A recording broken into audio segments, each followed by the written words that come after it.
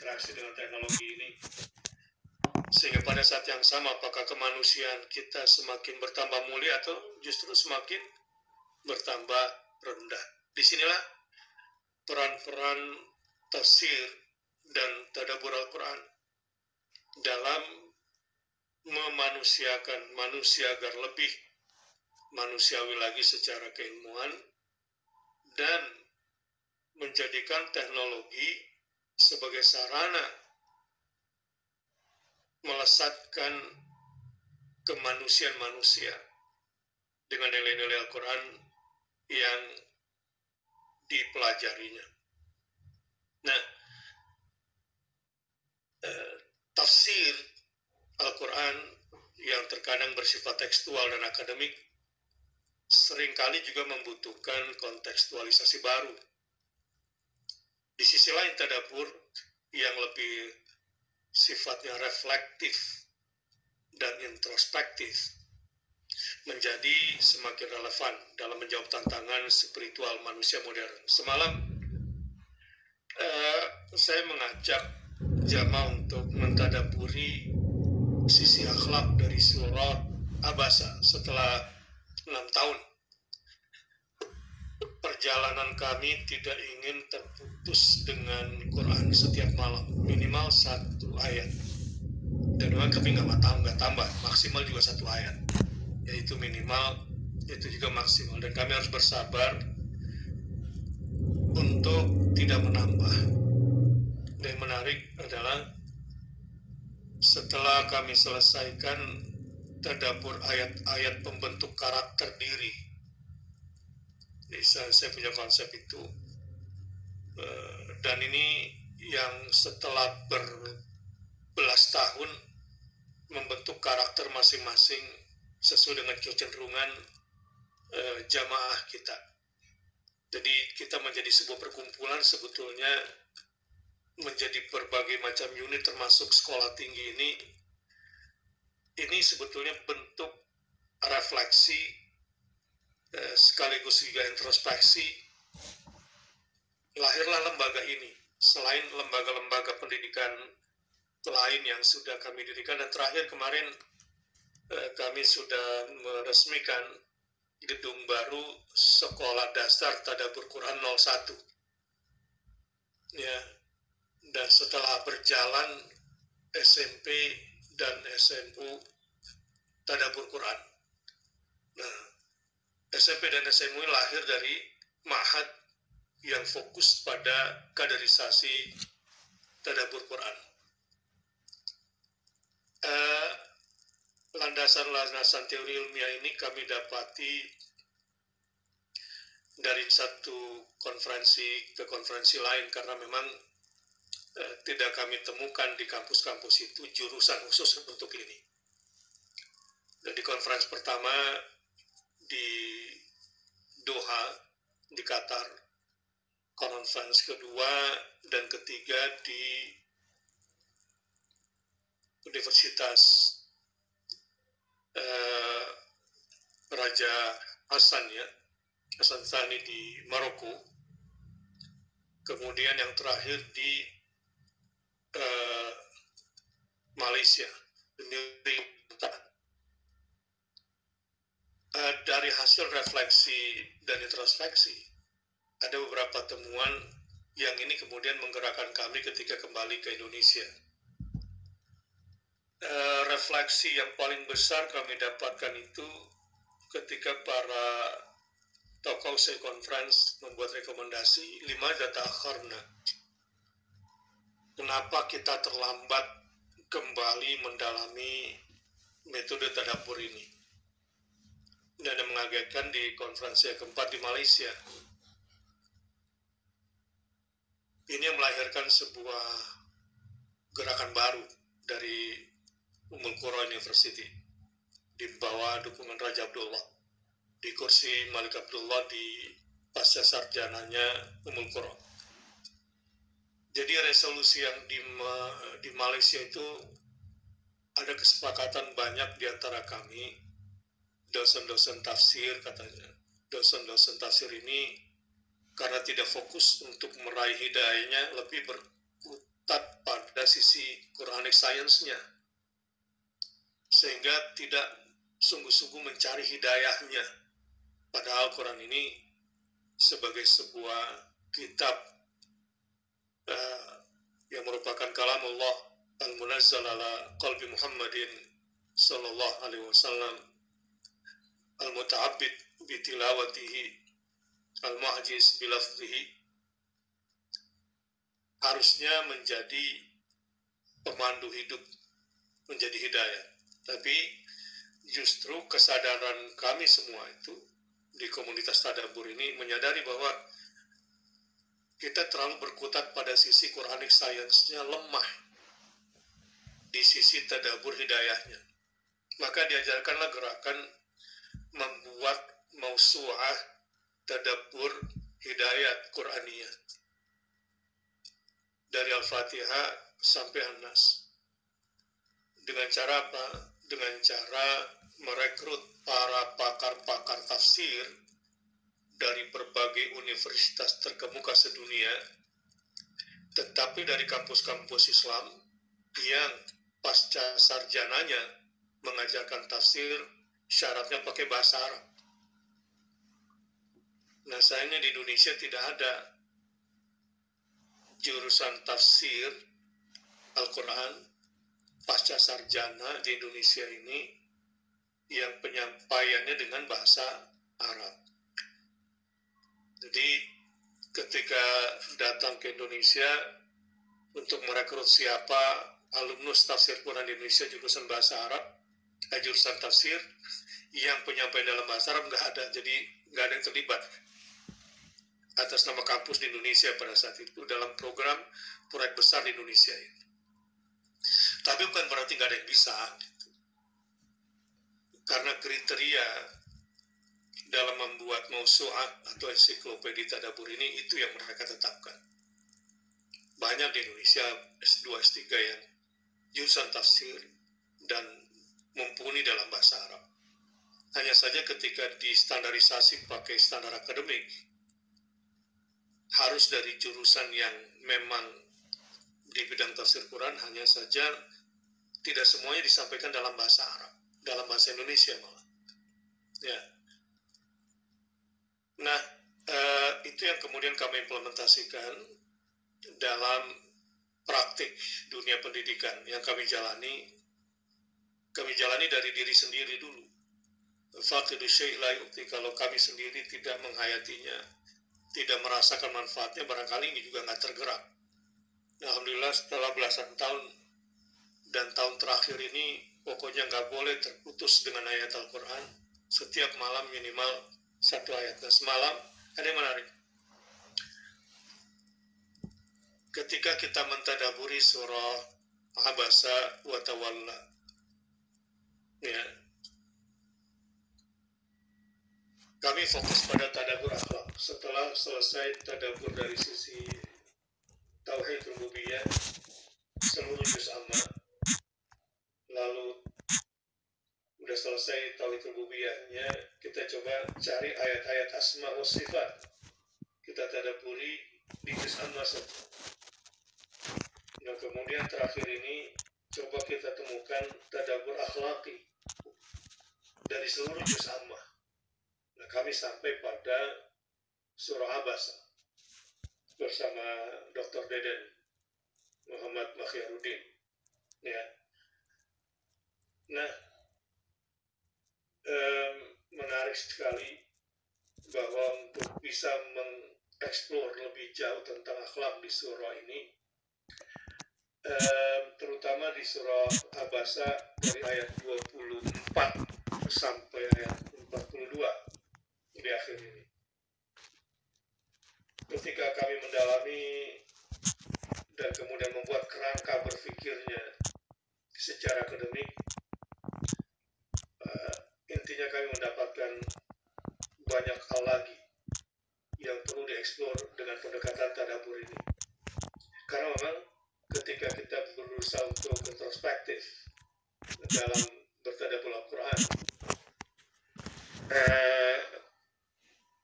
kita menemukan banyak sekali kekurangan pada diri ini dan betul-betul bisa merasakan mukjizat Al-Quran bukan hanya sebagai way of life, sebagai panduan hidup ternyata. Di sini Al-Quran dijadikan sebagai tazkirah. Ya. Faman sya'a dzakarah fi suhufin mukarramah marfu'atin mutahharah bi aidi safara kiramin bararah. Jadi ketika melihat Al-Quran sebegitu hebatnya dengan detail-detailnya, kemudian kita mencoba merefleksikan dalam bentuk akhlak, di sini nilai-nilai kemanusiaan kita secara akhlak betul-betul dilambungkan, dilesatkan setelah kita menyadari betapa kelemahan kita. Misalnya belajar dari kasus Ibnu Umi Maktum dalam Asbabun Nuzul surah Abasa kan ya. Abdullah Ibnu Maktum ini kan awalnya quote and quote. Ini juga banyak yang salah faham.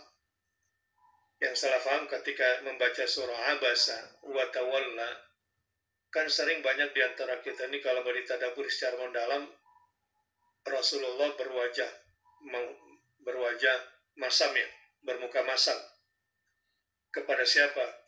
Kepada si buta yang mengganggu Rasulullah sedang berdakwah secara struktural. Jadi menurut Prof. Kunto Wijoyo, dakwah itu kan tiga tingkatan. Struktural, kultural, dan kaderisasi. Ini dakwah nih kalau mau sukses.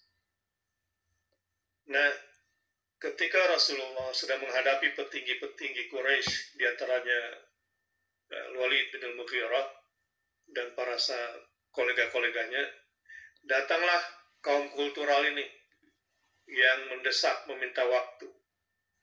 Abdullah ibnu Umi Maktum ini, ya, Rasulullah berwajah masam. Nah, seringkali kalau kita tidak ada tadaburi kan, saya tanya sama murid-murid, Abasa wa tawalla, dia telah bermuka masam dan berpaling, gitu ya, wa tawalla. Kalau terjemahan Tuan Hasan, terusnya dari semua terjemahan tafsir bahasa Indonesia, setelah setiap malam kami mendalami, ya berdasarkan terjemahan supaya mudah bagi jamaah dalam bahasa Indonesia, yang paling konsisten, yang menjadi rujukan utama kami, terjemahan Tuan Hasan, yang paling bisa dipertanggungjawabkan dan konsistensinya serta penguasaan ilmu alatnya juga sangat kuat. Nah, ia bermasam muka dan berpaling. Ia bermasam muka dan berpaling. Saya tanya kepada murid-murid, akhlak Rasulullah di sini baik nggak? Agak hang mereka menjawabnya. Masa Rasulullah akhlaknya nggak baik? Buktinya bermasam muka. Jadi sering gagal kalau kita tidak renungi, akhirnya kita keliru. Padahal di sini maksudnya adalah teguran Allah kepada Rasulullah SAW. Ini teguran cinta dengan tidak menyebutkan namanya, tapi perbuatannya. Ya, ini terkait dengan afdoliyah kan. Tidak ada yang salah dengan dakwah strukturnya Muhammad SAW, dan tidak ada yang salah dengan muka masamnya Rasulullah SAW. Ijtihad Rasul dalam dakwah strukturalnya tidak ada yang salah dengan muka masamnya ke Ibnu Umi Maktum ini. Kenapa?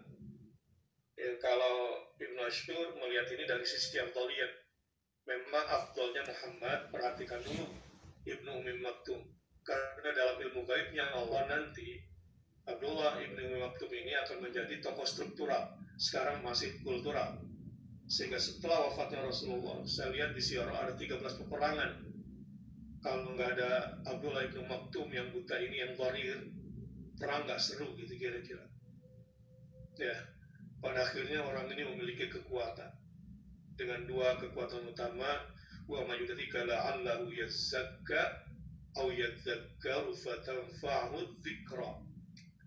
Dua kekuatan rohiyah Abdullah ibnu Maktum ini yang nantinya akan menjadi tokoh struktural dari setiap peperangan walaupun buta, karena dia selalu ingin mensucikan dirinya, ya, sampai statusnya tersucikan, yazakka atau yazakkar, sampai dia sering mengingat Allah, dan Allah sendiri yang menyatakan statusnya sudah yazakkar, selalu ingat kepada Allah dan ingin mendapatkan peringatan dari Al-Quran, maka fatanfa'u dzikra, maka peringatan Al-Quran pun menjadi begitu nyata.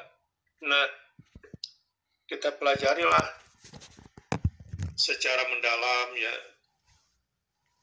secara kemanusiaan. Saya mencoba menggalinya betapa Quran sebagai tazkirah, Quran sebagai peringatan begitu jelas, dan sosoknya yang menjadi teladan juga Abdullah bin Maktum menjadi terang gitu. Nah, saya sendiri merasakan betapa dahsyatnya nilai-nilai kemanusiaan, ya, terutama dari sisi akhlak. Di surah Abasa wa Tawalla ini yang awalnya kita mengira ada kesalahan pada Rasulullah di sini, padahal di sini teguran afdhaliyah. Ya, dalam ilmu gaibnya Allah Subhanahu wa taala, nanti dialah yang akan menjadi tokoh besar sepeninggal Rasulullah sallallahu alaihi wasallam, karena kekuatan nilai kemanusiaan yang luar biasa di dalam dirinya. Dan setelah itu banyaklah teguran terhadap manusia, baik di dunia maupun di akhirat kelak. Setelah manusia diingatkan tentang dirinya, bagaimana dia diciptakan, baru kemudian Allah ingatkan bagaimana makanannya tersaji, dan bagaimana nanti di akhirat dia akan ditegur, dimintakan pertanggungjawaban oleh Allah Subhanahu wa taala. Nah, saudara-saudara, dengan berkembangnya teknologi ini, ya, boleh Anda melatih ChatGPT Anda itu supaya alamat Anda dikenal. Dan saya sering kerjain ChatGPT saya, ya. Dan saya sejak awal ini dibuka, saya langsung langganan. Langganannya langsung saya bayar mahal. Kenapa? Karena saya bisa pakai bersama anak-anak saya. Jadi worth it harganya. Ya, saya harapkan STQ berani bayar mahal untuk itu. Berani bayar mahal karena bisa dipakai banyak orang kan. Buat saya worth it. Terutama anak saya juga yang terakhir nih, yang semester 4 di UI sedang penelitian, dituntut harus Q1 pula gitu ya standarnya, jurnalnya di jurusan komunikasi. Dan ketika dia mendapatkan kesulitan, saya coba ajari dia falaqtahamal aqabah wa ma adraka mal aqabah fakku raqabah aw it'amun fi yawmin dhi masghabah. Saya bilang sama anak saya, ambil jalan yang sulit. Ketika dia ditekan oleh pembimbingnya yang di kampus dikenal pembimbingnya yang ada, khususnya dalam bidang penelitian kuantitatif, dan dia PhD dalam hal ini, anak saya sempat agak-agak goyang. Saya bilang, bagaimanapun dia PhD, kamu belum S1, pinteran dia lah sama kamu. Dan mendaki lagi sukar. Saya kasih tahu surah tentang kesulitan-kesulitan di dalam Al-Quran yang harus kita pilih. Dan saya jelaskan, coba, kamu nih sering salah pakai ayat fa inna ma'al usri yusra, inna ma'al usri yusra. Coba ditadaburi baik-baik. Dan sering di pesantren juga salah, biasanya ayat ini dipakai kalau lagi susah kan. Ya, kalau ada orang susah kita nasihati, fa inna ma'al usri yusra, inna ma'al usri yusra. Jadi ayat itu berangkatnya dari mental kalah. Harusnya kan nggak begitu. Alam nashrah laka sadrak. Wahai Muhammad, ini privilege buat kamu. Bukankah telah kulapangkan bagimu dadamu? Jadi orang kalau sudah lapang dadanya kan sebetulnya kan siap untuk muwajahat aisyani as'ab syai fi umurihi. Dia siap itu. Wa wada'na anka wizrak. Bukankah privilege kedua, aku sudah ringankan beban kamu, wahai Muhammad. Alladzi anqadha dhahrak, beban-beban yang membuat pundakmu berat, gitu kan. Ini kan privilege dari Tuhan. Wa rafa'na laka dzikrak. Nama baik, apalagi terhormat, ini kan barang mahal. Saya punya sopir kampus tuh di STIQ.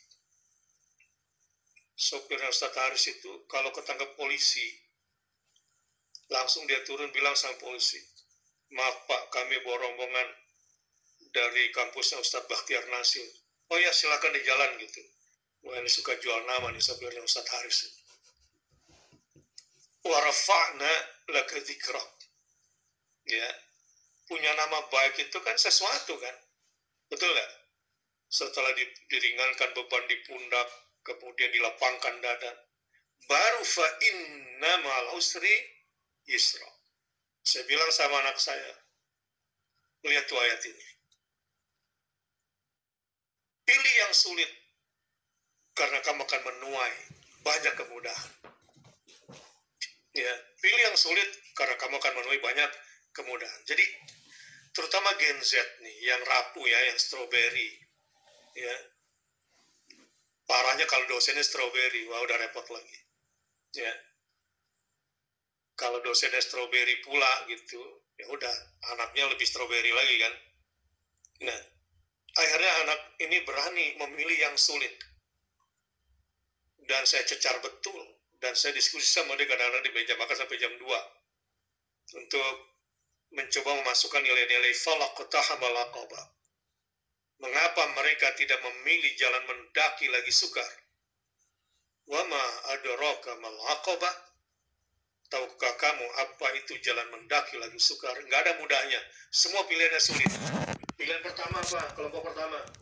Fakku raqabah au yut'amu fi yaumin dzi masghaba. Waduh, kelompok pertamanya pilihan udah susah kan? Merdekakan budak dari perbudakan. Atau beri makan orang pada musim kelaparan. Dua-duanya pilihan sulit. Ini akhlak yang luar biasa kan?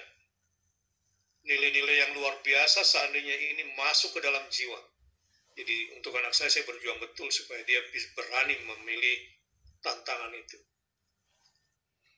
Begitu juga kita dosen-dosen kepada para mahasiswa kalau berhasil menanamkan nilai-nilai ini kepada anak-anak. Akhirnya dia berjuang, dia sempat negatif thinking sama dosennya, masuk ke wilayah cari-cari kesalahan dosen. Stop, saya bilang, jangan. Itu bukan domain kamu. Bukanlah akhlak yang baik bagi seorang mahasiswa mencari kelemahan dosen. Walaupun kamu tahu, ini kan akhlak ya. Dia sempat curiga. Habis, kalau penelitian cewek cepet, kalau yang cowok susah. Nggak boleh, itu cuma penilaian subjektif kamu. Jangan masuk ke wilayah itu, kamu akan lemah. Siapin. Akhirnya dia meeting 7 jam sama tim penelitiannya. Dan harus dari jurnal yang Q1. Dari dosennya gitu. Ya, secara kuantitatif. Akhirnya setelah mungkin nangis tapi nggak ketahuan, kerja sama tim dia bangkitkan lagi, naik gitu. Dan dia bangga sudah diterima hasil penelitiannya. Tinggal yang nomor 2, yang S2 ini ditolak terus katanya hasilnya. Saya bilang, kalau saya jadi dosen mungkin saya tolak 100 kali kamu supaya kamu jadi. Jadi kalau ditolak oleh dosen itu jangan baper. Ya, jangan baper. Justru kalau punya dosen strawberry kamu harus kecewa. Ya. Kalau dosen menuntut kamu agar kamu membaca jurnal-jurnal internasional dari sumber-sumber terpercaya, maka kamu akan berkualitasnya. Akhirnya apa? Satu hari ChatGPT saya dibikin hang sama anak saya karena dia ngejar si ChatGPT carikan saya jurnal dari sumber-sumber terpercaya dan sumber-sumber penelitian terpercaya. Dia ngisi, masukin di situ 17 penelitian, lalu disuruh cari si ChatGPT kerja keras sampai hang sebentar, agak lama. Aku kerjain sekalian, Bi. Gitu. Dan dia akhirnya mengerti bagaimana cara mendapatkan jurnal yang benar dari sumber yang terpercaya. Bahkan saya diajari setelah itu. Jadi nggak bisa sembarangan menerima informasi begitu saja. Kecuali dari jurnal yang Q1 untuk yang kita mau, termasuk tadabbur. Wah, tadabbur lebih sulit. Saya lebih sulit mencarinya. Karena baru sedikit penelitian soal ini. Belum banyak di tafsir. Di tadabbur ini, karena dia sifatnya lebih aplikatif ya, ketimbang tafsir di teoretik. Jadi memang tidak mudah, akhirnya malah ya banyak S1 programnya minta ke saya lagi. Hasil praktik tadabburnya selama ini. Nah, ini saja saya mau dengar dari kalian semua. Mudah-mudahan saya mendapatkan banyak manfaat dan doakan kami semoga lahir PAUD Tadabbur Quran. Sudah ada metodenya. Ya. SD Tadabbur Quran 01 sampai 01000 mudah-mudahan. Dan lahir pula SMP, SMU yang concern dengan tadabbur. Karena kita udah punya konsep tadabbur teori dan praktik, tadabbur wa amal yang langsung mereka isi. Kami sudah sampai ke level itu dan sekarang lagi bikin konsep pesantren masyarakat. Ya, kenapa saya bikin pesantren masyarakat? Karena santri itu baca Qurannya di pesantren. Kalau pulang ke rumah nggak baca Quran lagi. Ini persoalan loh. Banyak di pesantren anak-anak ini bukan lahir dari masjid tapi dari ruang kelas. Jadi kalau liburan malas ke masjid. Ini juga persoalan. Akhirnya saya sama Ustaz Dedin ada temuan yang menyinggung pesantren. Tahu nggak Pak? Anak-anak yang hafal Qurannya di rumah, biasanya ke pesantren manapun, kuliah dimanapun bisa menjaga Qurannya. Tapi ya kalau tahfidnya di pesantren, biasanya sampai rumah hilang. Ya, ini jujur di lapangan nih. Setelah kita coba tadabbur, maka hati-hati. Ya, yang dibesarkan di pesantren itu nggak aman. Ya, karena awalnya tahfidz Quran bukan di pesantren, di rumah sebetulnya. Nah, ini juga menjadi sebuah tekanan khusus, bukan berarti pesantren salah. Tapi pesantren harus lebih introspektif lagi, lihat kembali kepada Quran. Akhirnya, saya juga setelah bertadabbur ulang nih, sorry agak nambah dikit. Apa definisi Quran? Pada masa Rasulullah ya, bukan definisi Quran masa sekarang. Kalau masa sekarang kan ditambah al-maktubu fil mushaf, kan gitu ya definisinya. Di zaman Rasul kan nggak ada itu. Definisi Al-Quran pada masa Rasul, kalau sekarang definisinya menurut saya udah campur. Antara definisi Quran dengan definisi mushaf bercampur kan. Gara-gara kalamullah al-munazzalu ala qalbi Muhammadin SAW al-muta'amid bitilawatihi ya, al-muhaddis bilafdihi al-maktubu gitu kan, fil masahif. Ini udah buat saya menjadi agak sedikit rancu definisi. Ini definisi Quran atau mushaf nih. Kalau definisi Quran yang asli kan yang dihafal. Itulah makanya saya puas, baru sekarang saya puas. Kenapa Rasul itu ummi? Dulu kan alasan kita kalau ditanya, kenapa Nabi yang diutus seorang ummi? Biasanya secara intelektual turun-temurun kita jawab untuk membuktikan originalitas Al-Quran, bahwa Nabi Muhammad tidak ikut campur dalam menulisnya gitu kan. Terus terang logika saya nggak bisa menerima 100% argumen itu, sejujurnya. Secara logik dan empirik saya nggak bisa menerima karena nggak ada dalilnya ini. Rasul diutus sebagai ummi untuk membuktikan originalitas Al-Quran. Dalilnya apa? Ya ummi. Kalau menurut saya, ya buat apa mengutus Rasul yang bisa menulis dan bisa membaca? Karena Quran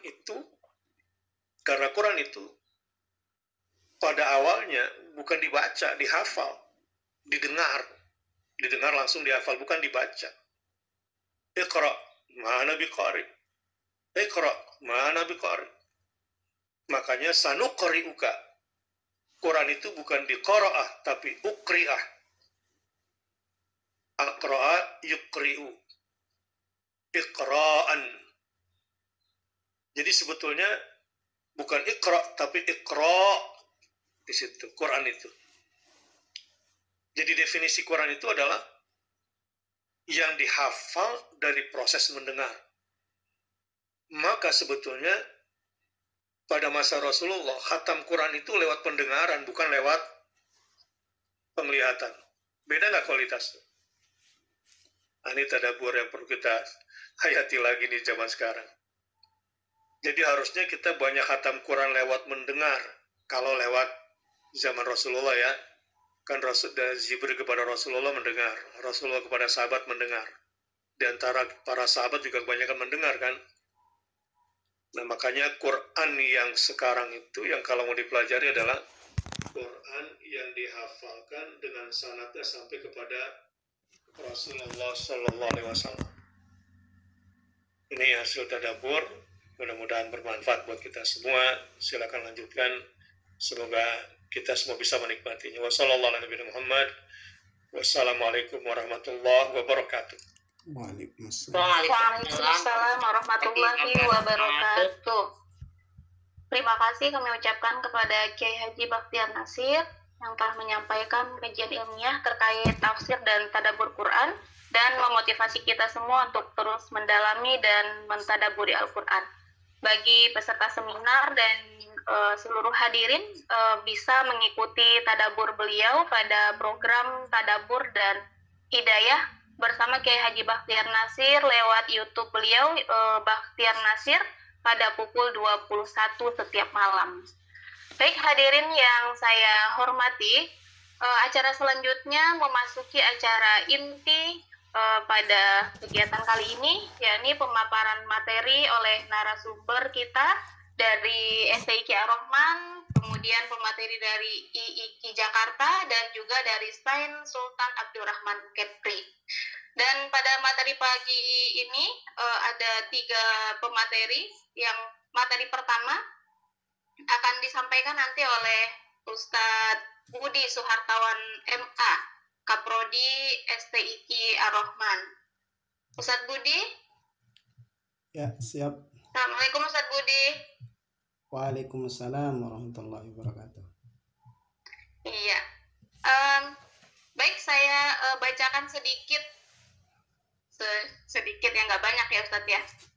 Sedikit tentang CV ya dari Ustadz Budi Suhartawan MA.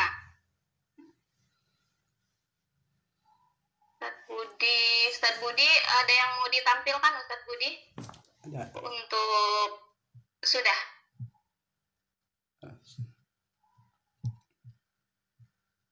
Ya, baik. Untuk narasumber pertama ini dari Kaprodi IAT STIQ Ar-Rahman, Ustadz Budi Suhartawan MA. Beliau sekarang tinggal di Depok dan merupakan lulusan dari PTIQ Jakarta S2-nya.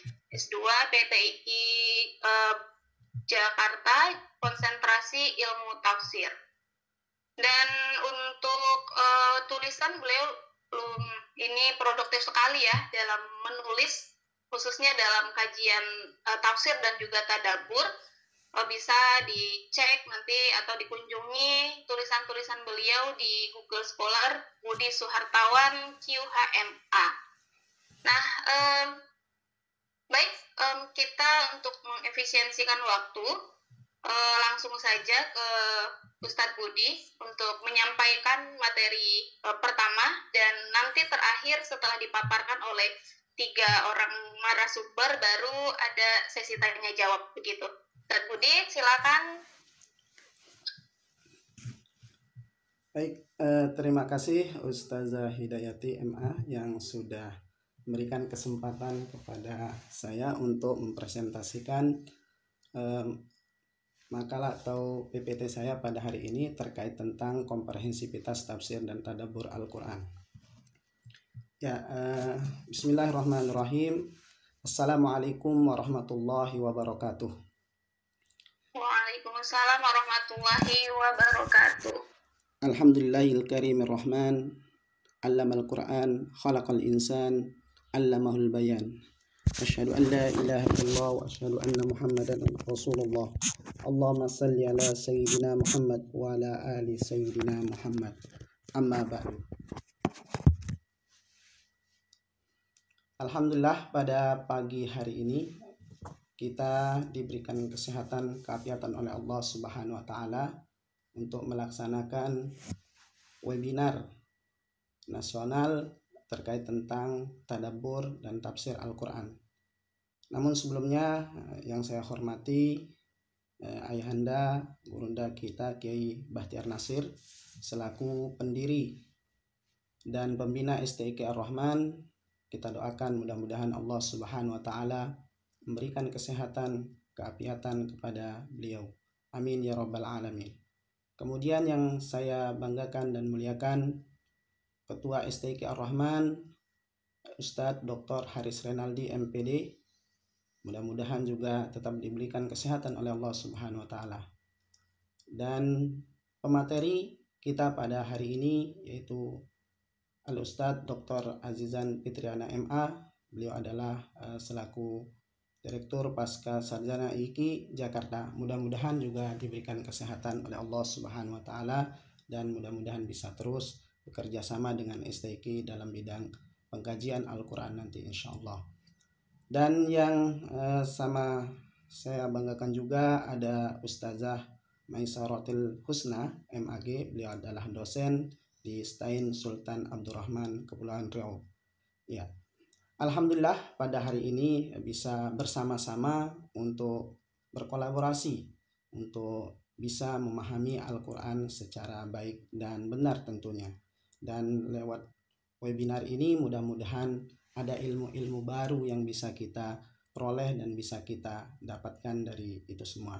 Dan tidak lupa juga saya menyapa kepada peserta semua, baik itu dari mahasiswa STIQ Ar-Rahman maupun dari IKI Jakarta dan STAIN Sultan Abdurrahman Riau. Mudah-mudahan juga berbahagia. Baik, saya mulai dari judulnya bahwa kalau kita berbicara tentang ilmu Al-Quran dan tafsir bahkan tadabbur, itu kita berbicara tentang sesuatu yang sangat dinamis. Kenapa demikian? Karena memang pada hakikatnya ketika kita berbicara tentang Al-Quran dan tafsir selalu menarik. Kenapa? Karena karakternya yang selalu dinamis. Kemudian sesungguhnya Al-Quran itu adalah keajaiban. Al-Quran tidak akan pernah habis. La tanqadi ajaibuhu, dan tidak akan pernah habis walaupun kita mempelajari dari berbagai aspek. Tentu kita tidak akan pernah mencapai tahap yang sempurna di dalam mempelajari Al-Quran itu. Kemudian selanjutnya adalah Al-Imam Al-Ghazali itu pernah berkata bahwa Al-Quran itu adalah bahrun la sahilalahu, artinya laksana lautan yang tidak bertepi. Semakin kita mencari sesuatu di dalam Al-Quran, kita akan semakin dalam mengetahui Al-Quran itu sendiri. Kemudian di sini Imam Az-Zarkashi misalnya. Imam Az-Zarkashi itu mengatakan di dalam Burhan fi Ulumul Qur'annya, as-sina'u at-tawilah wal umur qasirah. Pekerjaan yang membutuhkan waktu yang panjang, sementara umur manusia itu pendek. Jadi kita mempelajari Al-Quran itu sungguhnya tidak akan bisa selesai. Sampai akhir hayat kita tidak akan pernah selesai. Nah, di sini kita mengenal Al-Quran itu adalah kitabun anzalna ilaika mubarakan yadabbiru ayati wal yatadhakkaru ulul albab. Bahwa sesungguhnya Al-Quran itu adalah kitab yang kami turunkan kepada Nabi Muhammad SAW yang penuh berkah supaya mereka menghayati ayat-ayat Al-Quran. Dan orang-orang yang berakal sehat tentu sehat mendapatkan pelajaran dari itu semua. Ada hal yang perlu kita sama-sama perhatikan ketika kita mempelajari Al-Quran, ketika kita berinteraksi dengan Al-Quran. Dimana ketika kita berinteraksi dengan Al-Quran, yang patut kita perhatikan adalah bagaimana cara kita berinteraksi dengan Al-Quran itu. Yang pertama itu ada interaksi dengan cara yang suka-suka, sesuka kita. Jadi sesuka kita ini tanpa memperhatikan adab, tanpa memperhatikan hal-hal yang fundament di dalam mempelajari Al-Quran itu sendiri. Kemudian yang kedua itu adalah berinteraksi dengan cara yang disukai dengan Al-Quran. Nah, dengan cara yang disukai Al-Quran ini banyak hal yang harus kita perhatikan, termasuk di dalamnya adalah bagaimana ketika kita berinteraksi dengan Al-Quran, kita mempersiapkan diri kita untuk sebaik-baiknya dan mempersiapkan hati kita, pikiran kita, sehingga interaksi kita itu disukai oleh Al-Quranul Karim. Para peserta webinar yang berbahagia, kemudian selanjutnya adalah kalau kita berbicara tentang komprehensivitas, tafsir dan tadabbur. Apa sih komprehensivitas itu? Ya, kalau kita lihat kata komprehensivitas itu berasal dari komprehensif. Komprehensif itu adalah syamil, ya. Syamil, bahkan komprehensivitas itu adalah sumuliyah atau sumuliyatut tafsir. Kalau dalam kamus besar bahasa Indonesia itu kan kita mengenal ada istilah komprehensif itu ada 3 makna. Yang pertama itu adalah yang bersifat mampu menangkap atau menerima dengan baik. Itu makna yang pertama daripada komprehensivitas itu.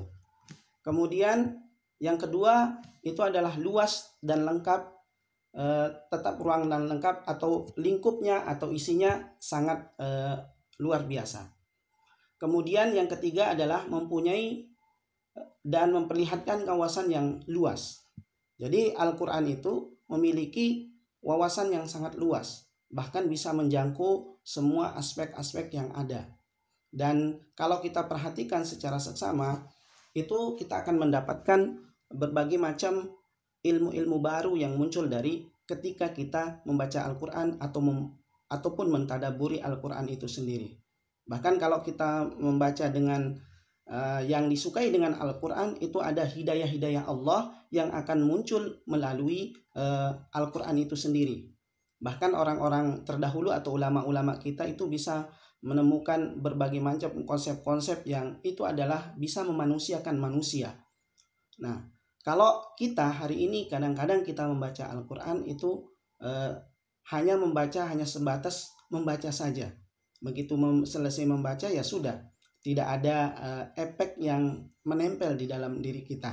Nah, ini perlu kita kembangkan lewat bagaimana kita membaca Al-Quran itu secara komprehensif. Nah, sehingga kita bisa mampu menangkap dengan baik apa isi Al-Quran itu, kemudian bagaimana ruang lingkup dan isinya itu bisa kita dapatkan. Kemudian bagaimana kita mempunyai dan memperlihatkan wawasan yang luas lewat membaca Al-Quran itu. Kemudian Kemudian selanjutnya adalah komprehensivitas itu, tafsir Al-Quran itu ada 2 ranahnya yang harus kita pahami. Yang pertama itu adalah secara objek atau substansinya. Substansinya seperti apa, kemudian metodenya seperti apa. Nah, ini kalau kita mau berbicara tentang Al-Quran itu. Nah, jadi ketika kita mempelajari Al-Quran, substansi maupun metodenya itu harus kita pelajari secara komprehensivitas, secara komprehensif, sehingga kita mendapatkan pesan-pesan yang lebih baik dari Al-Quran. Bahkan di dalam Al-Quran itu secara jelas Al-Quran tidak ada yang di dalam Al-Quran itu pelajaran-pelajaran yang sifatnya tidak baik, semuanya baik. Nah, harus dilihat bagaimana supaya dia menjadi Al-Quran itu sebagai ruh dalam jiwa kita, sehingga Al-Quran itu bisa menjadi hidayah buat kita yang membaca dan bisa berefek kepada orang-orang di sekitar kita. Nah, bagaimana sih karakteristik Al-Quran itu? Ya, karakteristik Al-Quran kalau kita lihat ya itu adalah kalamullah. Nah, kalamullah memberikan kemudahan kepada siapapun yang membaca. Jadi Al-Quran itu adalah kalamullah yang akan membaca, menghafalnya, memahaminya, mengamalkannya itu harus dengan penuh penghayatan. Karena dia adalah kalamullah. Dia adalah kalamullah yang di dalam Al-Quran itu disebutkan walaqad yassarnal Qur'an inna lidzikri fahal min muddakir. Dan sungguhnya telah kami mudahkan Al-Quran untuk pelajaran, maka adakah orang yang mengambil pelajaran? Jadi Al-Quran itu adalah mukjizat, ya. Al-Quran itu adalah mukjizat. Kemudian Al-Quran itu abadi sepanjang masa. Dan satu lagi, salah satu karakter Al-Quran yang ingin kita perdalam adalah bagaimana komprehensivitas itu bisa kita dapatkan, bisa kita lihat dari sisi isi dan kandungannya. Nah, kalau kita berbicara dari sisi substansi atau objek atau kandungan Al-Quran sendiri, dia sangat komprehensif, mencakup seluruh aspek kehidupan manusia. Tibyanan likulli syai'in. Nah, sebagaimana para ulama kita sudah menjelaskan tentang bagaimana fungsi Al-Quran itu sebagai hudan dan bagaimana berisi masalah-masalah yang sangat-sangat potensial. Di antaranya misalnya ada akidah, ada syariat. Nah, karakteristik Al-Quran itu adalah kalamullah. Kemudian kemudahan dalam membacanya, menghafal, memahami, dan mengamalkannya. Kemudian dia adalah mukjizat. Nah, tadi saya sampaikan bahwa secara apa komprehensivitas itu? Ya, yang pertama itu kan ada akidahnya. Akidahnya harus baik, akidahnya juga harus jelas.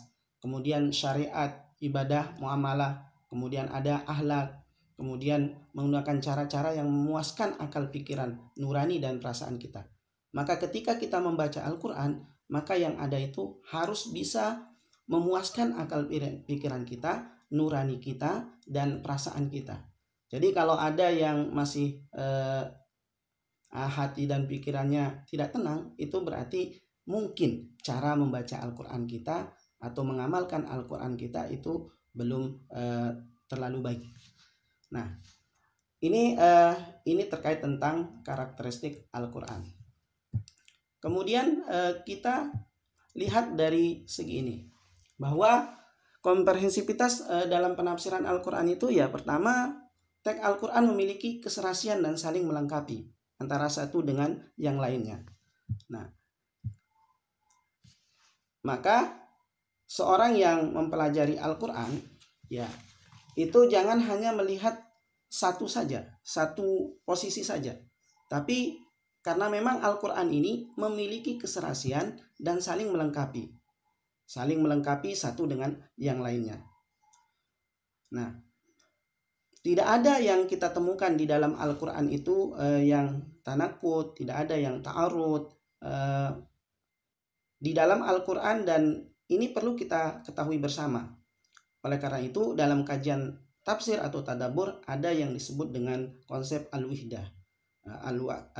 Al-wihdah atau al-wihdah al-maudi'uyah yang disebut dengan insijam, ya, insijam. Konsep kesatuan dan keserasian di dalam Al-Quran itu sendiri. Oleh karena itu, siapapun di antara kita yang mempelajari Al-Quran atau menafsirkan Al-Quran, bahkan yang mentadaburi Al-Quran, maka sepatutnya untuk memenuhi syarat-syarat dan aturan-aturan yang sudah digariskan. Sebagaimana Imam Suyuti misalnya menyebutkan ada 15 syarat, ya, yang harus ada 15 syarat yang harus dipenuhi. Baik, izin share screen ya. Baik, baik.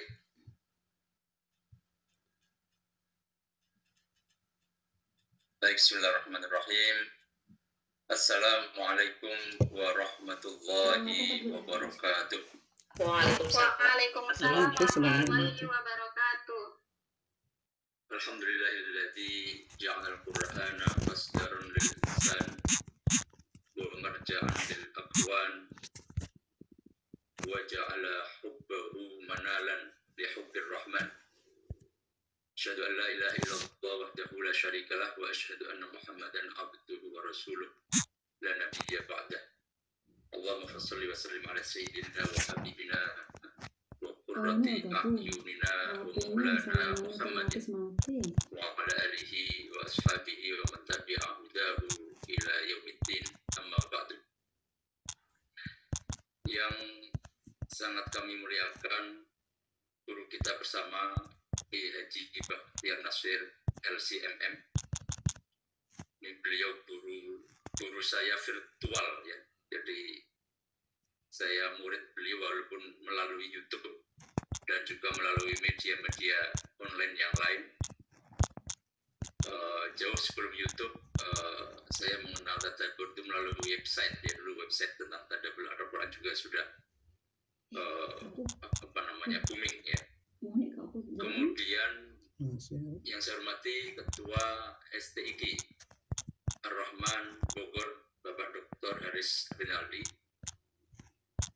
Yang saya hormati segenap jajaran STIQ Ar-Rahman, ya, termasuk Ustazah moderatornya, lupa tadi saya sebut ya. Dan yang saya hormati para narasumber. Tadi yang pertama Bapak Budi Suhartawan ya. Iya, Suhartawan. Kemudian Ibu Maisarotil Husna. Pertama tentu kami dan juga mohon maaf para audiens, para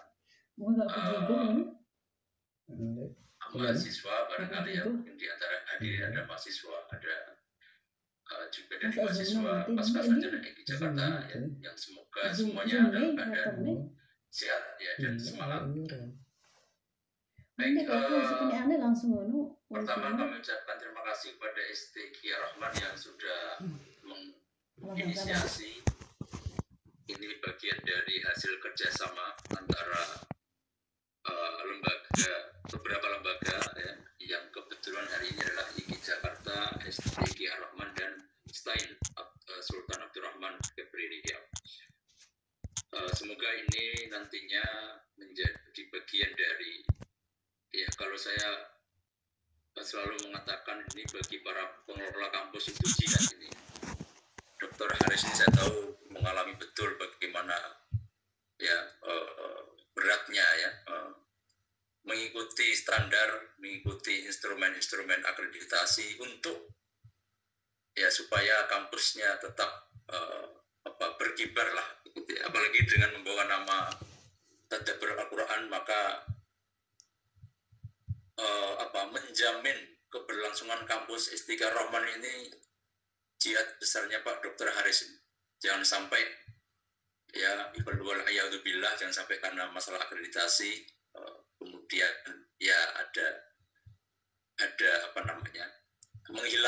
menghilangkan reputasi gitu. Dan ini bagian dari usaha itu ya. Jadi semoga ini menjadi subangsih yang berarti untuk isian instrumen akreditasi.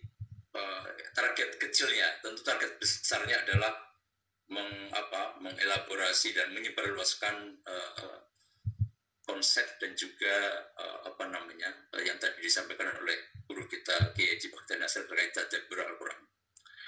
Baik, langsung saya berkaitan dengan materi saya, karena memang dalam hal tema besarnya komprehensivitas tafsir dan tadabbur, maka saya mengambil salah satu sudut kecil saja terkait komprehensivitas kitab Al-Quran. Dalam konteks Al-Quran yang tadi disampaikan oleh pembicara pertama, dengan karakteristiknya dan Tapi kenapa dengan dia berbagai nada anu lo kakak? mukjizat yang menyertainya, PPTND pada akhirnya sangat bang. Al-Quran itu adalah khitab, artinya yang diterima, yang harus disampaikan dan diterima oleh masyarakat adalah khitabnya, wacananya. Apa kan gue dari sini? Nah, sehingga kemudian karena kita ingin sampai pada atau memperkenalkan konsep syumuliyatul tafsir tadabbur, maka berangkat titik awalnya adalah dari khitab itu sendiri. Nah, sebentar, saya nggak bisa menggeser gimana? Sebentar, oke sudah bisa. Nah, maka saya sedikit memberikan ya elaborasi dari 3 hal dari konsep tadi ya. Pertama dari sesuai dengan tema yang diberikan pada saya. Pertama kitab Al-Quran itu sendiri, kemudian objeknya adalah ya era kedewasaan teknologi, yang kemudian dari situ lahir perilaku manusia, atau diantara yang berkaitan dengan kedewasaan itu adalah perilaku manusia yang tadi juga sudah disampaikan panjang oleh Kiai guru kita ya Kiai Nasir. Nah, inilah perilaku manusia yang menjadi sebenarnya nantinya menjadi hulu hilirnya. Bagaimana Al-Quran ini wujud Al-Quran ini bisa dilihat dari perilaku manusia. Maka kemudian ini kalau kemudian saya ilustrasikan, saya masukkan kepada sebuah bejana begitu ya, atau apalah dalam laboratorium begitu, yang kemudian diolah dengan paling tidak 2 teori, yaitu teori Einstein yang dalam bahasa Arab sering diterjemahkan dengan at-tarikhu yu'idu nafsahu ya, atau at-tikrar at-tarikhi, dan juga teori gerak siklus sejarah yang diperkenalkan oleh Ibnu Khaldun dalam kitabnya Al-Muqaddimah. Nah, dari sini kemudian saya ingin menyampaikan bahwa syumuliyatul khitabil Quran ini memang luar biasa. Jadi bagian dari bagian kecil dari syumuliyat tafsir tadabbur. Baik, berkaitan dengan tema besar kita syumuliyatul tafsir tadabbur, ini sebenarnya berakar dari konsep syumuliyatul Quran ya. Nah, syumuliyah sendiri tadi sudah disinggung juga, berasal dari akar kata syamil yang itu sama dengan nanti kamil, dan kemudian ini semuanya adalah sinonimitas yang disebutkan dalam Al-Quran yang berkaitan dengan komprehensivitas, yaitu syamil, kamil, dan kafah. Nah, sebagai sebuah istilah ya, syumuliyatul Quran itu memang yang lebih dulu diperkenalkan oleh para ulama itu adalah syumuliyatul Islam. Ini diantaranya oleh Syekh Profesor Dr. Yusuf Al-Qaradawi, lalu syumuliyatul syariah oleh Profesor Dr. Wahbah Zuhaili. Yang saya tahu, tentu saya melihat timeline tentang bagaimana istilah-istilah itu sebagai istilah ya, bukan sebagai substansi. Sebagai istilah memang yang lebih dulu muncul adalah syumuliyatul Islam, kemudian syumuliyatul syariah al-Islamiyah. Nah, kemudian dari sini nanti saya ingin memberikan sebuah ini bukan hal yang baru, ini sudah ada di Al-Itqan, sudah ada di Mabahis fi Al-Quran, dan juga kitab-kitab Al-Quran yang lain tentang klasifikasi syumuliyatul Quran ya. Bahwa syumuliyatul Quran itu nanti kalau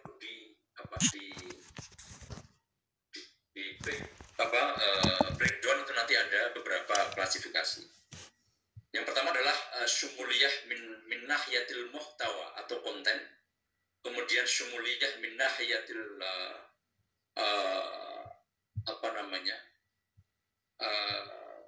ma'rifah wal ulum, jadi cakupan keilmuan, dan yang terakhir tentu bukan terakhir nih ya, karena saya tangkap secara cepat, barangkali akan ada lebih banyak lagi, yaitu syumuliyatu al-khitab atau komprehensivitas wacana.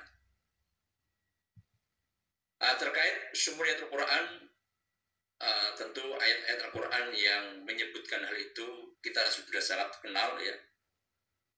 Di antaranya adalah ma farratna fil kitabi min syai'.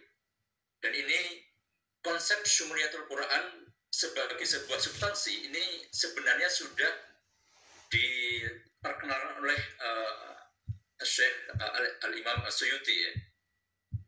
Walaupun sekali lagi tidak menggunakan istilah syumuliyatul Quran, tapi menggunakan waqad ihtawa ala ulumin wa ma'arifin lam yajma'ha kitabun minal kutub. Ini kalimat beliau, kemudian kalau disingkat ya memang komprehensif jelas makna. Kemudian mohon maaf nih saya cepat saja mungkin terkait waktu juga ya. Yang tadi saya singgung terkait klasifikasi syumuliyatul Quran, syumuliyatul muhtawa. Jadi konten Al-Quran itu ya syamil, lengkap gitu ya, apa saja dibahas lah gitu ya. Maka dia juga bisa disebut juga sebagai kitab ensiklopedia, artinya memuat semua hal, memberikan semua wacana, konsep, definisi apapun itu, yang kemudian kalau dari Al-Quran tadi sudah disebutkan, dari Rasulullah sendiri ternyata juga sudah menyinggung atau mengatakan sesuatu yang itu memberikan insight tentang syumuliyatul Quran ya. Ketika beliau bersabda kepada para sahabatnya, mengingatkan kepada para sahabatnya bahwa akan ada fitnah di masa yang mendatang ya. Qila wa mal mukhrij minha ya Rasulullah, solusinya apa? Kemudian beliau mengatakan kitabullah fihi naba'u ma qablakum wa khabaru ma ba'dakum wa hukmu ma bainakum. Nah, ini ungkapan Rasulullah ini juga memberikan makna syumuliyah. Di dalam kitabullah itu apa saja ya? Apa saja ada. Ya palu gada lah gitu ya. Al-Quran itu palu gada gitu. Secara konten apapun ya, tentu dengan postur yang sangat besar itu 6.600 sekian ayat lalu 114 surat, tentu untuk mengatakan di dalamnya berbagai hal ini sudah sangat memadai hanya dari sisi fisik ya, fisik tulisan bukunya dan seterusnya. Sementara dari para ulama yang juga mengatakan syumuliyatul muhtawa Al-Quran adalah Al-Imam Asy-Syafi'i yang mengatakan saluni amma syi'tum ukhbirukum anhu min kitabillah. Ya, beliau mengatakan kamu tanya kepada saya apapun itu, tentu memang kalau ketika disebut Imam Syafi'i tentu yang muncul dalam benak kita semua adalah pasti berkaitan dengan ahkam fikih gitu. Tapi tentu kalau melihat karangan beliau bukan hanya fikih ya, banyak hal termasuk sastra macam-macam. Jadi beliau mengatakan nanti akan saya jawab menggunakan Al-Quran apapun itu. Nah, di sini syumuliyatul muhtawa kemudian muncul. Yang kedua syumuliyatul ilm, artinya bahwa semua ilmu itu ada di Al-Quran. Kemudian kalau kita lacak maka yang ungkapan pertama adalah yang bisa kita tangkap tentang wa'allama Adamal asma'a kullaha. Nah, al-asma di antara penafsiran para ulama adalah ilmu.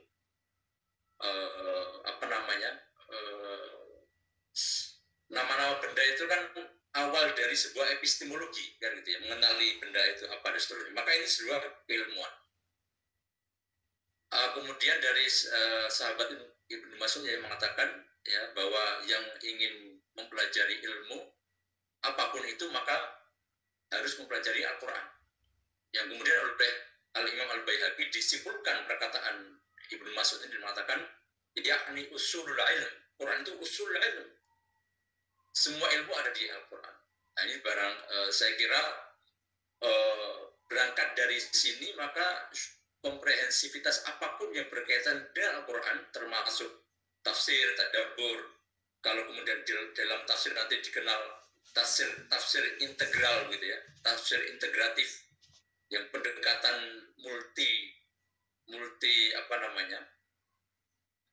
disiplin, interdisiplin itu sebenarnya sudah dikenal sejak zaman dahulu.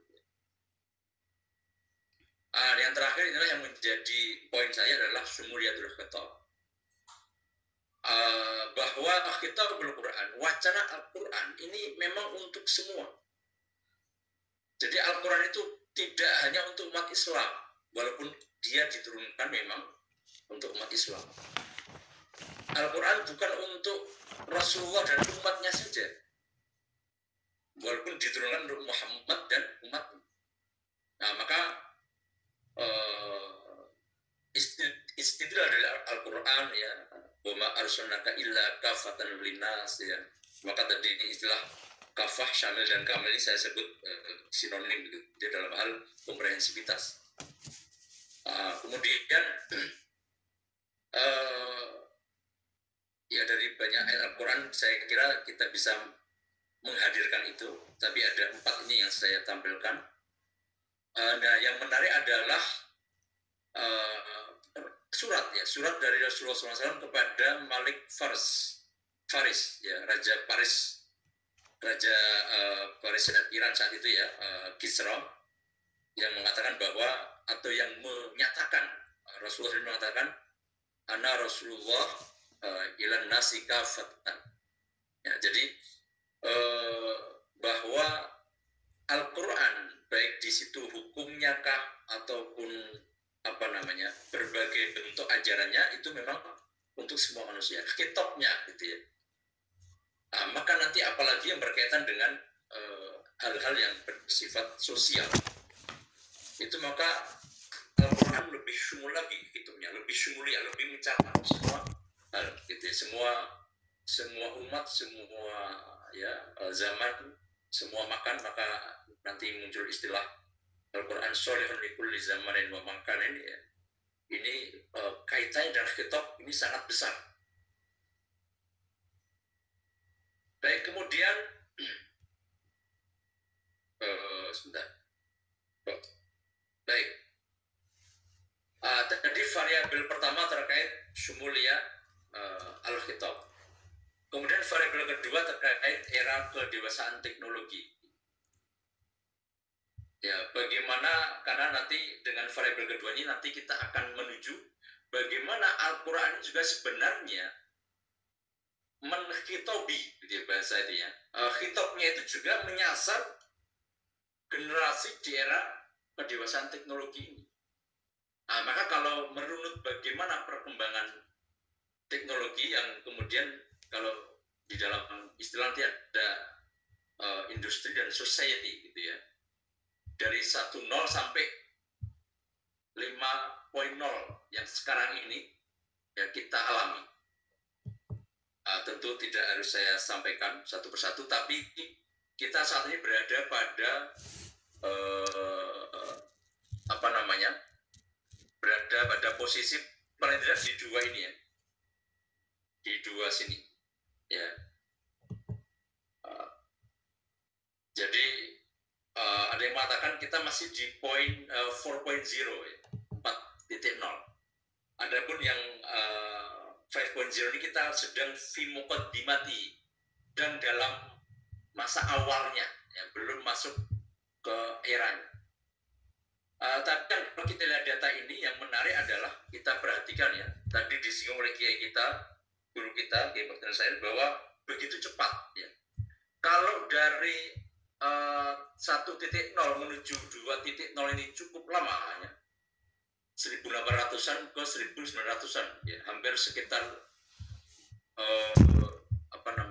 100 atau 150 tahun lebih ya untuk era ini, perkembangan dari 1.0 ke 2.0, 150-an tahun lah.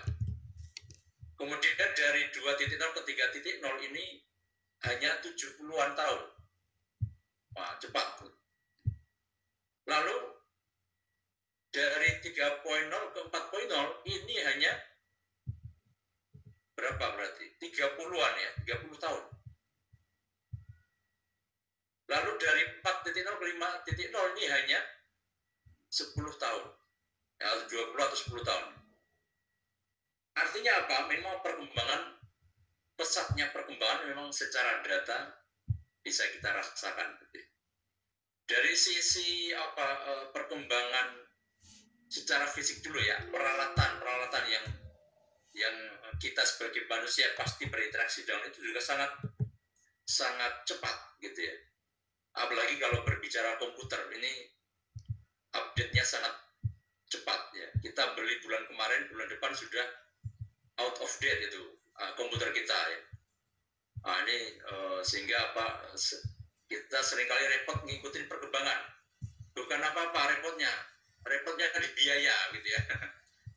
Selain beli alatnya, tapi beli softwarenya, termasuk ChatGPT tadi yang disinggung juga ya, harganya lumayan. Nah, artinya kalaupun kita ingin mengikuti arus perkembangan itu luar biasa effortnya begitu ya. Effort itu ya nanti di dalamnya ada pusingnya, ada duitnya, ada macam-macam lah ya gitu ya. Nah, ini saja ya, perkembangan ini saja ini sudah berpengaruh tentu saja secara perilaku kepada manusia. Ya. Nah, maka saya dari variabel kedua ini sebentar.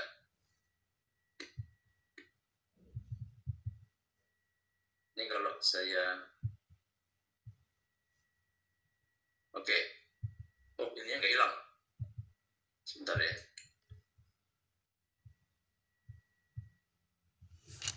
Nah, yang perlu kita pertanyakan di sini sekarang adalah apakah kedewasaan teknologi ini diikuti dengan kedewasaan penggunanya? Nah, gitu ya. Kemudian apakah smart teknologi menjadikan penggunanya juga smart?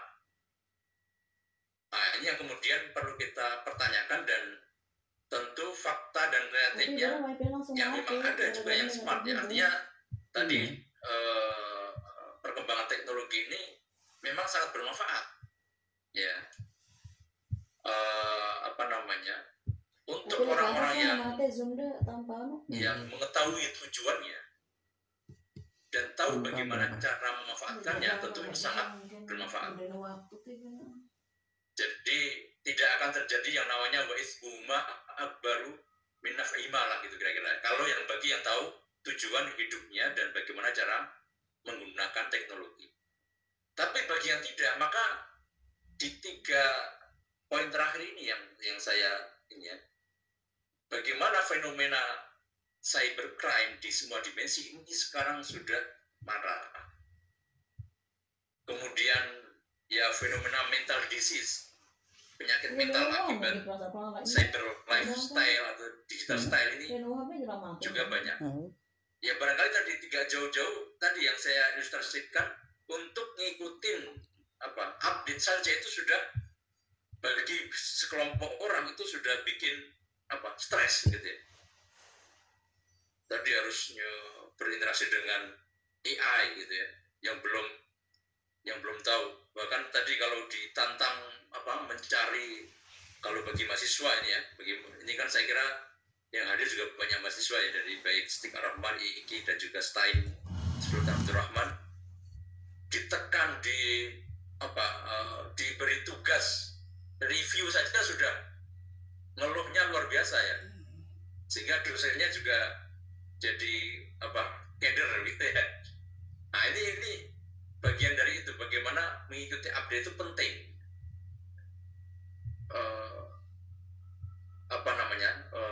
Tidak tahu cara menggunakan ChatGPT itu bisa jadi stres orangnya, mahasiswanya itu ketika ditugasi itu.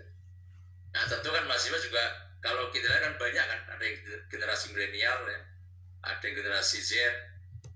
Nah apalagi yang ada yang generasi kolonial ternyata ya. Nah itu yang biasanya kalau disuruh menggunakan software ya untuk kegiatan kuliah itu kadang sulit karena memang mungkin masanya begitu ya. Nah itu ngikutin itu saja sudah berat. Nah apalagi dengan jual judul ya, pornografi online, deepfake, ya phishing, nanti termasuk plagiasi, itu ini tantangan kita bahwa kedewasaan teknologi tentu. Nah,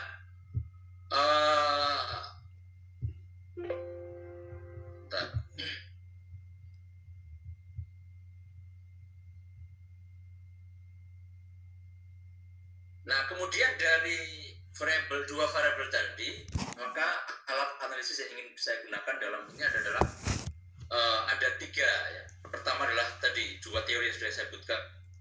Kemudian yang ketiga saya ambil dari kaidah tafsir. Ya, bahwa dalam kaidah tafsir ada beberapa banyak kaidah, ada sekitar 730 kaidah tafsir kalau dalam kitab Qawaid Tafsir Jam'an wa Dirasatan miliknya Khalid As-Sabat. Di antara yang relevan dengan materi saya ini ada dua ya. Pertama adalah al-jumlah al-ismiyah tadullu ala dawam wa thubut wal jumlatul fi'liyah tadullu ala tajaddud. Ya, bahwa narasi Al-Quran yang menggunakan jumlah ismiyah itu maknanya itu adalah ad-dawam wa thubut. Jadi maknanya itu dia selalu ada. Jadi apapun yang dinarasikan oleh Al-Quran dengan jumlah ismiyah itu fenomenanya akan ada terus. Lintas zaman, kapanpun akan ada. Sementara narasi yang dibangun menggunakan jumlah fi'liyah tadullu ala tajaddud. Ini hampir sama sebenarnya ya. Keberulangan gitu ya. Apa yang terjadi pada masa Nabi Adam, pada masa Nabi Isa, Nabi Muhammad akan terjadi pada masa sekarang dan masa yang akan datang. Apapun itu nanti, apakah khairatiha wa asrariha, yang baiknya dan yang buruknya itu akan terjadi. Nah, maka itulah teorinya Heinrich Heine, ya, at-tikrar at-tarihi, walaupun itu berkaitan dengan politik, tapi ini hampir sosial, ya, sospolitik itu kan sama, akan terulang terus ya peristiwa itu. Yang kedua adalah sigatul mudhari' ba'da lafzi kana tadullu ala kathratit tikrar wal mudawam. Ini juga hampir sama sebenarnya, intinya sama. Tapi pas aku baca data ini yang ngejelasin sering terulang itu kan berarti menunjukkan dia abadi begitu ya. Mungkin orangnya yang sudah nggak ada, tetapi hasil perbuatannya itu akan juga abadi, yang nanti akan ditiru oleh generasi setelahnya, ditiru oleh generasi dan seterusnya. Nah, maka dengan kerangka teori ini, ya saya ingin nanti menyampaikan bahwa syumuliyatul khitab itu terjadi. Gitu ya. Nah, bagaimana itu? Ini tentu saya rangkum dalam bentuk poin saja. Pertama yang harus kita dudukkan bahwa Al-Quran itu berarti pada terang langsung terganti merespon perilaku manusia di era Society 5.0 ini. Ya, karena ya, logis saja Al-Quran turun 1400 tahun yang lalu. Tentu dia tidak merespon apa yang terjadi sekarang. Tetapi di pihak yang lain, bahwa Al-Quran itu sudah merekam perilaku manusia sejak zaman Nabi Adam sampai ketika Al-Quran turun pada masa Nabi Muhammad SAW. Ya. Sehingga apa? Sehingga dengan teori tadi bahwa perilaku manusia itu pada dasarnya ya, dengan melihat atau dengan menggunakan teori yang tadi, gerak siklus sejarahnya Ibnu Khaldun maupun tikrar at-tarihinya Heinrich Heine, ya perilaku manusia itu sama saja nanti, gitu ya. Baik yang ada di sekarang dengan itu sama. Ya bedanya cuma sekarang ya orang gaya-gayaan pegang HP gitu ya. Tapi substansinya sama, dia ngomongnya sama, sifat perilaku yang ditampakkan juga sama, gitu ya. Kejahatannya juga sama barangkali ya. Jadi perilakunya sama, nggak ada yang beda. Maka Al-Quran yang turun 1400 itu sebenarnya sudah bisa dikatakan ya, dengan teori tadi bisa dikatakan merespon dan juga menkhitobi, menyasar kita semua ini dan juga generasi yang akan datang. Ya, itulah syumuliyahnya. Ya, satu poin pertama, sumulnya itu dia maka berlaku untuk sepanjang sejarah. Kenapa? Karena Al-Quran sudah merekam perilaku manusia ya kalau sejak masa Nabi Adam sampai masa Nabi Muhammad itu kira-kira ya ada yang mengatakan sekitar 7.000 tahun. Gitu ya. Kalau berangkat dari hadis bahwa ada berapa 124.000 nabi kalau nggak salah. Kalau masing-masing bergantian lalu dihitung masing-masing 100 ya 1.000 atau 12 jutaan tahun kira-kira begitu ya. Tapi kalau melihat itu tadi 7.000 tahun kalau menghitung dari masa prasejarah dan sejarah. Ya apapun itu ya sudah lama gitu. Al-Quran itu sudah merekam perilaku sudah sekian lama. Sehingga apa? Gambaran perilaku manusia ya akan sama saja gitu ya. Hanya medianya yang berbeda. Tadi misalnya cybercrime gitu ya. Bentuknya sama aja gitu ya. Cuma media beda, medianya online. Orang nipu yang phishing tadi ya. Nipu ngambil uang gitu ya. Kalau konvensional mungkin agak susah gitu ya. Bobol ATM, bobol lemari. Tapi dengan bobol data pribadi lebih mudah, lebih banyak gitu. Tapi ya bentuk kejahatannya sama. Pembunuhan juga sama. Lewat online atau sama. Dan seterusnya itu maka dengan teori itu sebenarnya kita belum sudah bisa dikatakan sudah menyasar. Kemudian titik sumber yang kedua adalah bahwa kitab Al-Quran ini menyasar semua watak. Artinya apa? Al-Quran ini melayani orang pintar dan orang bodoh. Melayani orang kafir, orang mukmin, munafik. Melayani orang yang baik dan orang yang jahat. Sehingga kitabnya banyak macam-macam gitu ya. Artinya apa? Al-Quran ini wacananya begitu luas. Bagus menyampaikan Al-Quran. Ada orang baik, ada uslub tersendiri, gitu ya. Uslub yang disampaikan kepada orang baik dan orang jahat berbeda. Uslub yang disampaikan kepada mukmin, musyrik, munafik, ahlul kitab berbeda. Dan seterusnya. Jadi ibarat kalau kita menghadapi seorang konsultan begitu ya, Al-Quran ini bisa menerima konsultasi bentuk apapun oleh orang dengan latar belakang apapun. Nah inilah sumuriyatul kitab. Ya. Berbeda dengan kita manusia, kita ini sekarang cenderung dituntut juz'i atau spesialis. Ya maka kita ketahui kalau dokter kan ada dokter spesialis. Kita pun sekarang dosen ini ya, dosen ini sekarang apa? Ada prodi. Ya. Dosen home base kan nggak boleh lintas prodi. Lalu sekarang, kalau peraturan sekarang yang baru, setelah prodi ada rumpun ilmu namanya. Nanti, misalnya ada 6 dosen dalam satu prodi, itu nggak boleh sama itu rumpun ilmunya. Misalnya tafsir. Nanti nggak boleh semuanya tafsir tematik begitu ya, di mana? Di minimal di sertifikat dosennya gitu ya, atau di kepangkatannya. Nanti nggak boleh itu siapa misalnya Ustaz Hidayati dengan Dr. Haris itu harus beda. Saya tafsir tematik misalnya, nanti Anda tafsir kontemporer atau apalah.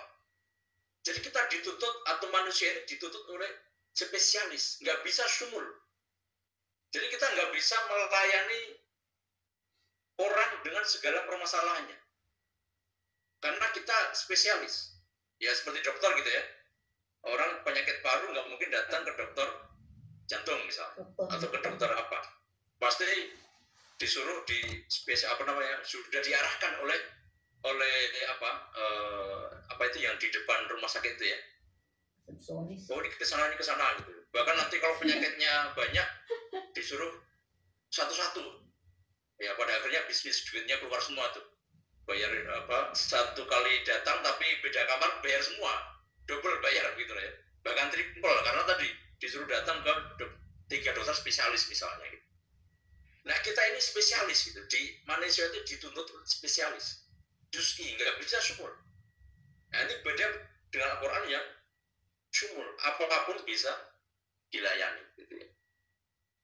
Kenapa? Karena ya secara apa namanya, secara naluri ya, bukan naluri, secara alami memang manusia itu terbatas, kemampuannya terbatas, akalnya terbatas, ya. Kemudian sehingga apa, kalau dituntut multi talent, ya misalnya gitu ya, multi talent itu sebenarnya konsep dalam pendidikan, konsep yang nggak masuk akal bagi saya. Kenapa? Karena pada satu titik orang itu harus berangkat atau akan memutuskan berdasarkan satu apa namanya, minatnya gitu ya. Nah ini kalau ilustrasi saya seperti ini, ilustrasi saya itu seperti ini, politisi dengan latar belakang ilmu hukum. Ya, ya seperti sekarang kita lah, anggota DPR dengan yang tadinya pengacara gitu. Itu coba bagaimana dia akan memutuskan sesuatu, ya. Tapi pada suatu saat, satu titik, dia akan ketemu kasus atau ketemu situasi yang dia harus mengalahkan salah satunya. Misalnya mengalahkan ilmu hukumnya, karena dia harus mengikuti arahan ketua partai misalnya gitu ya. Padahal arahannya bagi ilmu hukumnya itu bertentangan, tapi dia harus ikut karena dia di partai itu. Nah itu dia pasti akan begitu, akan kalah gitu. Ya, kita misalnya dengan prodi gitu ya, prodi kalau yang apa namanya, ya kita misalnya dengan keprodian ini kadang juga bisa berbenturan ya, satu keilmuan dengan keilmuan yang lain ketika kita berada pada titik harus memutuskan sesuatu, maka mulia di sini akan bertentangan ya. Maka apa itu, walan tastati'u an ta'dilu bainan nisa, itu bisa dikontekstualisasikan begini, walan tastati'u an ta'dilu bainal aqsam, maksudnya dengan kecenderunganmu itu kamu sulit adil gitu ya. Ada keputusan-keputusan yang kita ini nanti akan memutuskan berdasarkan minat kita, minat keilmuan kita ya. Nah ini kalau dalam penelitian kolaboratif, ini pasti yang pernah melakukan ini pasti merasakan itu. Bagaimana dalam menyimpulkan dalam artikelnya itu, wah ini harus cenderung harus sejarah nih, oh nggak boleh ini lebih sosial, oh nggak boleh ini agama dan seterusnya. Nah ini kalau yang pernah tadi, yang pernah nulis proposal penelitian kolaboratif, konteks ini sangat relevan ya. Jadi walantas tadi itu antak adil itu memang susah gitu. Kita nggak bisa adil dalam hal keilmuan ya, walau tadi konteksnya dalam hal istri ya, makanya mungkin itulah dia kenapa dianjurkan istrinya satu aja, karena ya pasti nggak bisa adil gitu. Jangan kan istri, bidang ilmu aja nggak bisa adil gitu ya. Itu ilustrasi aja ya, tidak untuk menyinggung soal istri enggak kan, atau soal minal khaifin atau enggak, itu bukan ya, tapi soal bahwa secara alami manusia itu terbatas gitu. Berbeda dengan Al-Quran tadi yang dia sumul ya, sumul khitabnya itu untuk semua gitu. Baik, nah yang dengan pendekatan dan teori tadi, maka inilah yang ini yang saya mohon maaf belum bisa membreakdown secara rinci ya, bagaimana ayat Al-Quran yang bisa menunjukkan kesimpulan yang saya buat ini, bahwa yang minimal dari tiga ini, bahwa Al-Quran ini yukhatibul aql ya, nalar, wa yukhatibul wujdan, naluri, wa yukhatibul awatif, emosi. Jadi semua hal dikhitabi oleh Al-Quran dan masing-masing dengan usul gaya bahasa. Yang tadi dengan teori kaidah tafsir itu saya kira mewakili bagaimana uslub itu sangat penting ya di dalam Al-Quran. Nah, hanya tiga ini yang bisa saya hadirkan. Banyak sebenarnya, cuma karena terbatasnya waktu. Semoga saya bisa melengkapinya dengan artikel sehingga nanti bisa dikumpulkan di panitia sebagai bentuk ya, minimal bukti seminarnya itu kan harus ada artikel gitu ya. Jadi saya semoga bisa melengkapi ini, dan selain tentu saja ini nanti bisa menjadi bagian dari ya ini mungkin sedikit sharing saja, karena saya juga ada dosen di sini. Saya ingin mengambil rumpun ilmunya itu adalah rumpun qawaid tafsir wa ulumul Quran yang mau saya ambil, maka saya cenderung ke sini arahnya. Supaya apa? Supaya memperkuat profiling yang sedang saya rencanakan terkait rumpun ilmu dosen. Jadi hanya saya sekalian sharing juga dengan teman-teman dosen untuk mempersiapkan rumpun ilmu di bidang tafsir khususnya dengan STQ Ar-Rahman dan juga Stein. Di rumpun ilmu di prodi ilmu Al-Quran tafsir harus menyiapkan 6 rumpun ilmu berarti ya, karena dosennya 6 kan minimal. Kalau banyak lagi ya. Karena nanti begitu akan sampai lektor kepala itu nggak boleh ada rumpun ilmu yang sama dalam satu prodi. Itu peraturan baru terkait dikti yang kalau nanti dilaksanakan, ya itulah konsekuensinya kita dalam satu prodi harus rebutan lahan gitu ya, kasarannya gitu ya. Nggak rebutan nanti duluan mana, karena tafsir nanti yang paling banyak mau diambil tafsir tematik. Coba aja nanti ya. Nanti pada rebutan tafsir tematik. Jadi nanti siapa yang duluan letter kepala tafsir tematik, nanti yang di bawahnya nggak boleh atau nggak bisa lagi mengambil. Nanti bakal kita akan berantem nih antar sama dosen tafsir terkait rumpun ilmu. Baik, saya kira itu Ibu moderator, serta moderator, terima kasih. Semoga semuanya sehat, sukses, dan tetap semangat yang menyebarluaskan gagasan tadabbur Al-Quran. Wallahul muwaffiq ila aqwamit thoriq, wal afu minkum. Wassalamualaikum warahmatullahi wabarakatuh. Waalaikumsalam warahmatullahi wabarakatuh. Masya Allah sekali, terima kasih Dr. Muhammad Azizan yang banyak yang disampaikan, dan adapun yang belum disampaikan mungkin bisa nanti kita lanjut batch 2 ya Ustaz ya. Mungkin ada sesi-sesi berikutnya untuk webinar tentang tadabbur, tafsir dan tadabbur ini. Dua hal tadi yang saya highlight dari penjelasan beliau yaitu tentang syumuliyah Al-Quran dan juga al-khitab ya, khitab atau wacana yang menyasar semua watak dan perilaku manusia, yaitu nalar, naluri, dan juga emosi. Dan kita lanjut.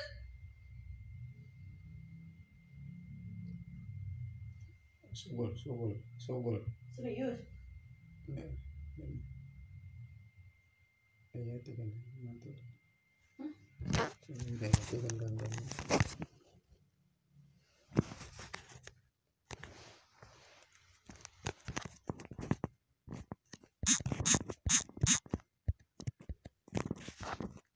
Sugul ini mulai dapat suaranya? Itu Sugul. Serius? Oh. Wah nih? Ya, masih wifi kan? Recording in progress. Dan beliau adalah alumni S2 jurusan Ilmu Al-Quran dan Tafsir UIN Imam Bonjol Padang. Kemudian S1 jurusan program khusus Tafsir Hadis UIN Imam Bonjol Padang. Dan pada saat ini Ibu Maisoratul Husna menjadi dosen di Stein Sultan Abdurrahman Kepri yang kemarin masih prodi ya Ibu ya, dan baru-baru ini beliau menjadi dosen biasa karena ada beberapa hal gitu ya. Jadi kalau di di flyer itu masih prodi Ilmu Al-Quran dan Tafsir beliau. Ya, Ibu Maisoratul Husna, saya yang share screen atau Ibu yang share screen aja boleh Ustazah? Oke. Ya, Ustazah aja ya yang share screen ya. Oke. Ya. Baik, silakan Ustazah Maisoratul Husna, kita berikan waktu dan tempat dengan segala hormat.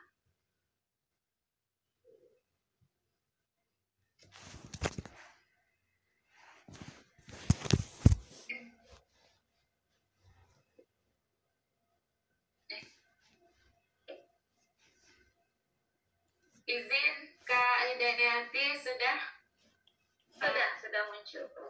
Alhamdulillah. Terima kasih moderator kita Ustazah Hidayati. Mungkin saya panggilnya kakak. Alhamdulillah pada bulan November yang lalu komunikasi dengan beliau untuk mengajak kita sebagai salah satu perkembangan untuk peningkatan akreditasi kampus dengan melakukan dalam bentuk akademik, webinar ataupun seminar. Semoga nanti suatu hari bisa membersamai bersama guru-guru kita berlanjut dengan MOU bersama kampus nantinya. Sebelumnya saya juga merasa sangat terhormat sekali di sini bisa berbicara dan tentunya mohon mungkin nanti arahan dari para guru kita yang mana saya ini mungkin masih bisa dibilang sebagai adik, masih belajar, dan semoga saja nanti apa yang disampaikan bisa menjadi berkah meskipun sedikit dan tentunya juga belajar dari para guru kita. Terima kasih Kak Hidayati memberikan kesempatan ini bisa untuk berbicara sedikit dan bisa bekerja sama dengan kampus yang menurut saya sangat luar biasa dan sangat hebat sekali. Pada kesempatan kali ini sebagai yang berasal dari Kepulauan Riau, saya memulai dulu dengan pantun yang sangat sederhana ini. Sungguh manis buah mangga. Mangga berasal dari Madura. Salam kenal untuk semuanya dari saya Kepulauan Riau. Saya menyapa untuk seluruhnya. Api unggun telah menyala, semua orang duduk di tenda. Izinkan saya mulai berkata, semoga berkah untuk kita semuanya. Bismillahirrahmanirrahim. Assalamualaikum warahmatullahi wabarakatuh. Waalaikumsalam warahmatullahi wabarakatuh. Alhamdulillah Madura masuk. Alhamdulillahirabbil alamin. Allahumma sholli ala sayyidina Muhammad wa ala ali sayyidina Muhammad. Subhanaka la ilma lana illa ma 'allamtana innaka antal alimul hakim. Allahumma sholli ala sayyidina Muhammad wa ala ali sayyidina Muhammad. Puji serta syukur kehadiran Allah Subhanahu wa taala yang alhamdulillah pada pagi hari menjelang siang ini diberikannya kita kesehatan, diberikannya kita kesempatan bisa bertatap muka, bisa bersilaturahmi dalam dunia akademik meskipun melalui tali jalinan online atau daring istilah sekarang. Yang pertama sekali saya mengucapkan yang terhormat kepada guru kita Kiai Haji Bahtiar Nasir. Alhamdulillah dalam penyampaiannya pada hari ini saya selaku merasa menjadi murid banyak sekali mendapatkan ilmu pada pagi hari ini. Kemudian saya hormati juga Ketua Yayasan dari STIQ Ar-Rahman, Bapak Dr. Haris Renaldi SPD, salam kenal Bapak. Kemudian juga Ketua Program Studi Ilmu Al-Quran dan Tafsir sekaligus narasumber pada pagi hari ini Bapak Budi Setiawan MA, dan tentunya juga guru kita juga narasumber kita pada hari ini Dr. Muhammad Azizan Fitriana MA, yang menurut saya narasumber materi yang disampaikan pada hari ini sudah mengupas tuntas sebenarnya Kak Hidayati. Saya juga bingung ini mau menyampaikan yang mana lagi karena semuanya sudah dibahas oleh guru-guru kita tadi. Namun di sini saya mencoba sedikit